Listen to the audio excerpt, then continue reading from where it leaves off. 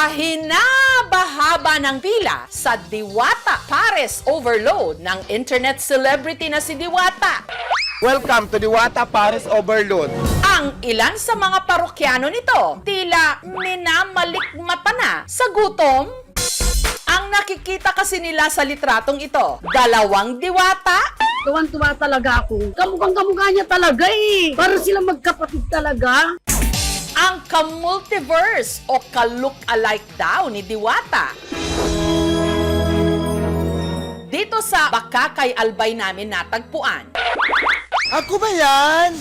siya ang 37 anyos na si Jessie, aka Diwata ng Albay.